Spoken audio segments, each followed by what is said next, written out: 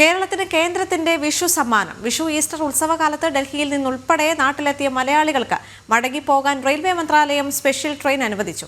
Ernakulam Hazrat Nizamuddin special ട്രെയിനാണ് അനുവദിച്ചത്. കേന്ദ്രമന്ത്രി ജോർജ് കുര്യന്റെ പ്രത്യേക ഇടപെടലിനെ തുടർന്നാണ് നടപടി. ഡൽഹിയിൽ നിന്ന് ഗൗതം അനന്തനാരായണൻ ചേരുന്നുണ്ട്. ഗൗതം, കേന്ദ്രത്തിന്റെ ഒരു വിഷു സമാനമായി തന്നെ ഇതിനെ നമുക്ക് കാണേണ്ടതുണ്ട്. വിഷു ഈസ്റ്റർ ഉത്സവകാലത്താണ് ഇത്തരത്തിൽ ഒരു സ്പെഷ്യൽ ട്രെയിൻ അനുവദിച്ചിരിക്കുന്നത്. മറ്റ് വിവരങ്ങൾ എന്തൊക്കെയാണ്? ദേവിക, ഈ വിഷു അതോടൊപ്പം തന്നെ ഈസ്റ്റർ തുടങ്ങിയ ഉത്സവം കണക്കിലെടുത്തുകൊണ്ടാണ് ഇപ്പോൾ ഒരു സ്പെഷ്യൽ ട്രെയിൻ കേരളത്തിനായി ഇന്ത്യൻ റെയിൽവേ അനുവദിച്ചിരിക്കുന്നത്.